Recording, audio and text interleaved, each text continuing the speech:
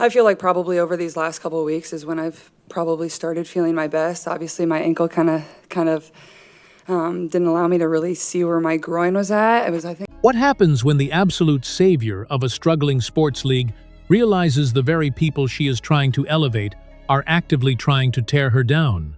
For decades, the WNBA begged for mainstream attention, praying for a superstar who could pack arenas, spike television ratings, and finally bring real money to the table after years of operating at a massive financial loss.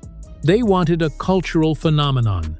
And then Caitlin Clark arrived, carrying the weight of a massive, unprecedented movement on her shoulders and completely transforming the economics of women's basketball overnight.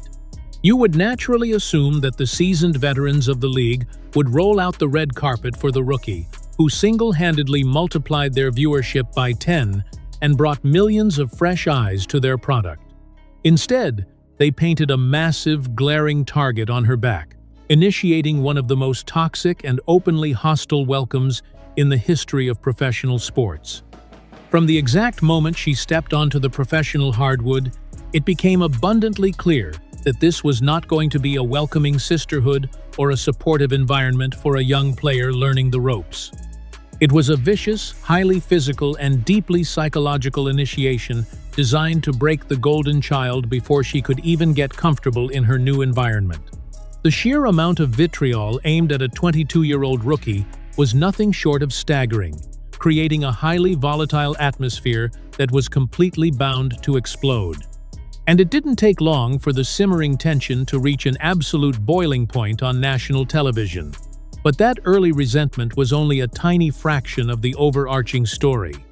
To truly understand the pure chaos that erupted on the court, you have to look past the box scores and dive into the deeply hidden financial jealousy that was actively tearing the WNBA apart behind closed doors.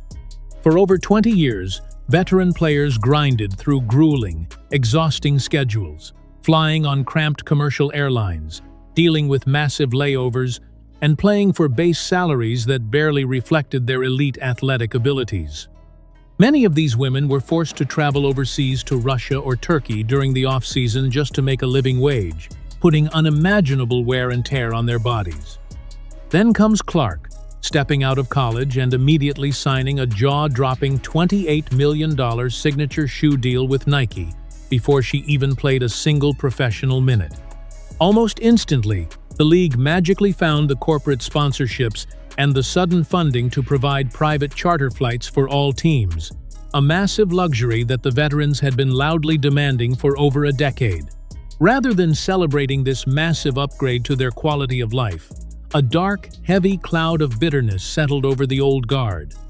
They felt that their years of blood, sweat, and tears were being completely ignored by the media, while a rookie who hadn't proven anything at the professional level was handed the absolute keys to the kingdom. This immense financial disparity created a deeply unspoken vendetta within the locker rooms across the country. The veterans knew they couldn't touch Clark's massive bank account, and they certainly couldn't stop the millions of adoring fans from buying out her jersey inventory in a matter of hours, but they knew they could get their hands on her during a game. The basketball court became the one place where they could exact their petty revenge, turning a blind eye to sportsmanship in favor of raw, unadulterated intimidation. And how they chose to execute that intimidation would absolutely shock everyone watching. The physical aggression quickly escalated from standard, run-of-the-mill rookie hazing into borderline dangerous territory that had fans screaming at their televisions. Opposing teams seemed to share a silent, collective agreement that the only way to deal with the overwhelming Clark phenomenon was to hit her, and hit her as hard as humanly possible. We saw the highly controversial viral moments play out week after week, with players lowering their shoulders, throwing blatant hip checks entirely away from the ball, and delivering incredibly hard, flagrant fouls that would have sparked massive brawls and multi-game suspensions in any other professional league.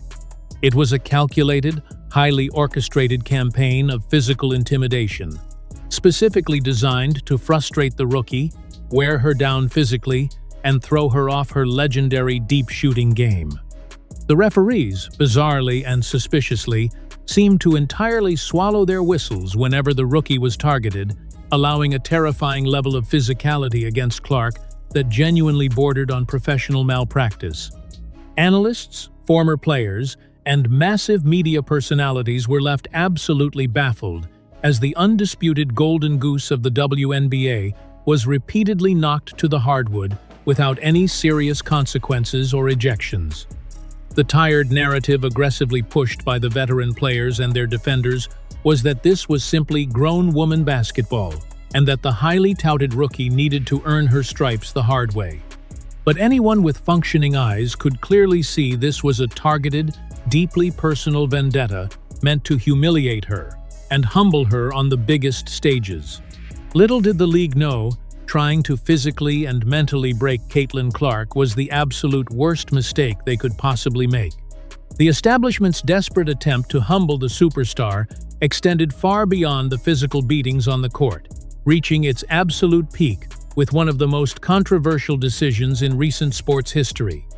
As the summer approached, the highly anticipated roster for the United States Olympic women's basketball team was set to be announced, and virtually every sports analyst on the planet assumed Clark was an absolute lock for the squad. She was leading all rookies in scoring, shattering assist records, and pulling in television ratings that the Olympic Committee could normally only dream of. Yet, in a move that completely stunned the sports world, the selection committee intentionally left her off the roster, opting instead to pack the team with aging veterans and established names who possessed a fraction of her massive cultural relevance. The official excuses completely fell flat, with the committee claiming they wanted to protect her from the pressure or that she lacked the requisite international experience, but the underlying truth was glaringly obvious to everyone paying attention.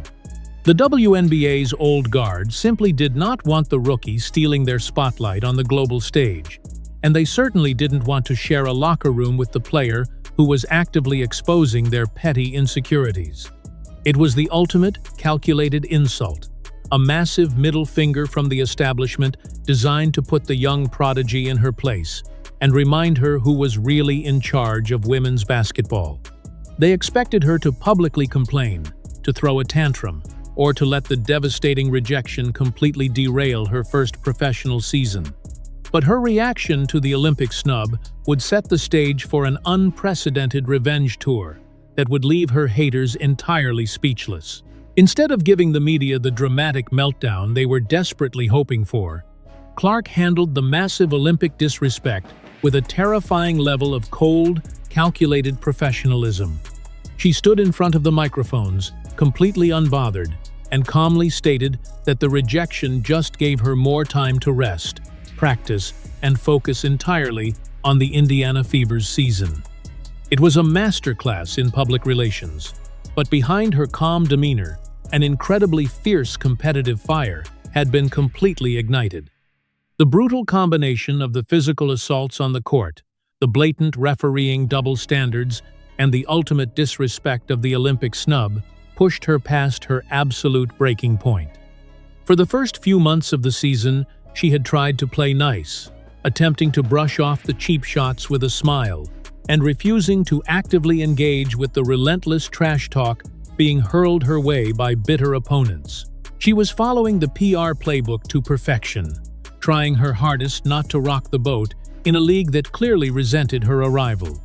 But as the season progressed and the blatant disrespect continued to mount without any intervention from the league's front office, Clark realized that playing the role of the nice, humble rookie was getting her absolutely nowhere.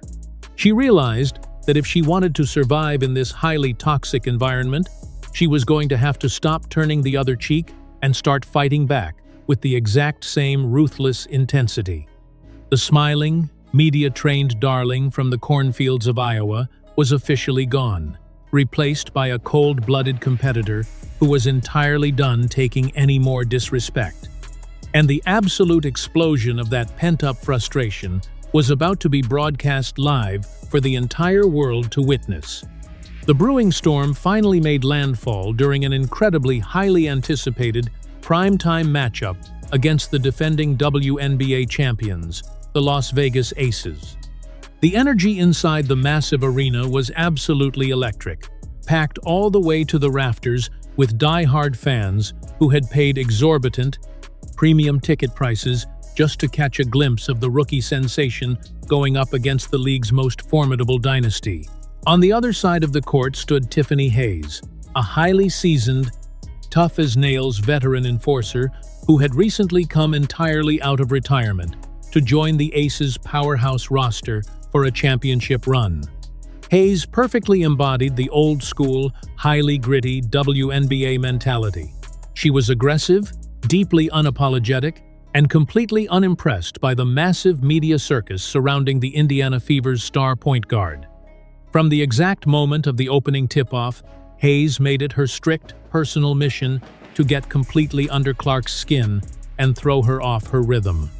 She played a suffocating, incredibly physical style of defense, aggressively bumping the rookie off her preferred spots, throwing stray elbows in the paint, grabbing her jersey away from the ball, and constantly whispering degrading trash talk directly into her ear.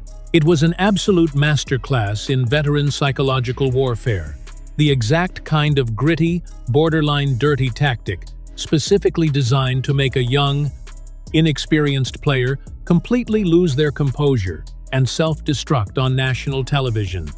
For the first few quarters of the intense game, Clark took the severe beating in stride, trying desperately to let her spectacular passing vision and deep three-point shooting do the talking for her. But every human being has a breaking point, and the relentless, suffocating badgering from the veteran enforcer was about to trigger a massive response that absolutely no one in the arena saw coming. In an incredibly explosive sequence that instantly set social media absolutely on fire, the highly anticipated rookie finally snapped. After another blatantly physical exchange near the perimeter, where the referees conveniently looked the other way and completely swallowed their whistles yet again, Hayes said something highly personal that completely crossed the invisible line of sportsmanship. Instead of just backing down, walking away, or complaining helplessly to the officials like she had done so many times in the past, Clark stopped dead in her tracks, turned right back to the imposing veteran, and unleashed a completely furious, entirely unhinged barrage of her own vicious trash talk. The broadcast cameras rapidly zoomed in as the young rookie fearlessly got directly into Hayes' face, refusing to yield even a single inch of ground to the intimidating champion. It was a completely monumental, landscape-shifting shift in her overall demeanor. This wasn't the quiet girl trying to fit in anymore. This was a fierce, entirely unyielding competitor, aggressively letting the old guard know that she wasn't going to take their shit for another second. The heated exchange rapidly grew so intense that massive players from both sides of the court had to urgently step in and physically separate them, the underlying tension in the building thick enough to cut with a machete. Clark's eyes were visibly blazing with a raw, competitive fire that entirely silenced the hostile opposing crowd.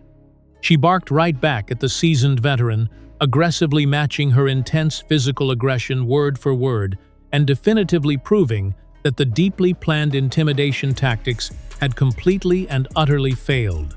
But the league's highly scrutinized disciplinary committee was watching the entire exchange incredibly closely, and they were about to make a wildly controversial, entirely hypocritical decision that would expose their deep-rooted biases.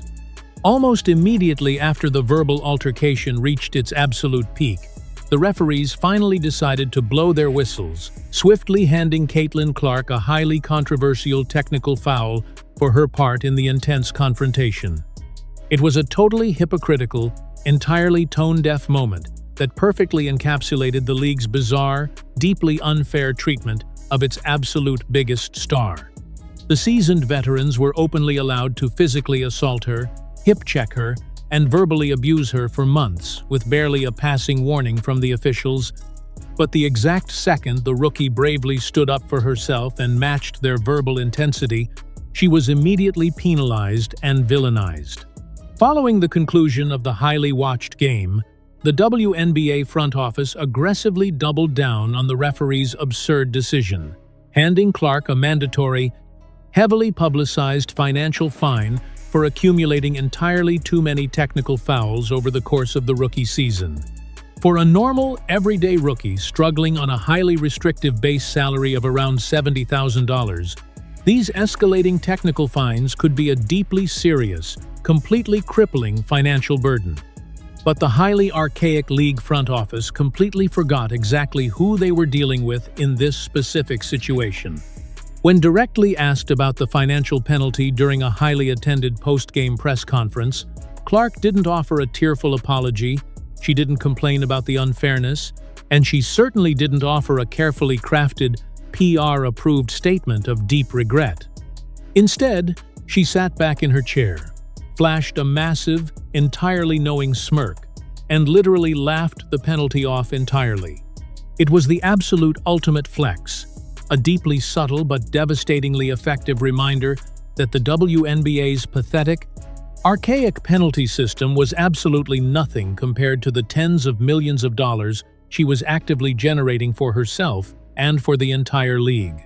She was essentially paying a meaningless parking ticket with an exclusive black card, and the sheer, unadulterated audacity of her highly public reaction sent massive, undeniable shockwaves entirely through the bitter veteran locker rooms across the country. What happens when the absolute savior of a struggling sports league realizes the very people she is trying to elevate are actively trying to tear her down? For decades, the WNBA begged for mainstream attention, praying for a superstar who could pack arenas, spike television ratings, and finally bring real money to the table after years of operating at a massive financial loss. They wanted a cultural phenomenon. And then Caitlin Clark arrived, carrying the weight of a massive, unprecedented movement on her shoulders and completely transforming the economics of women's basketball overnight.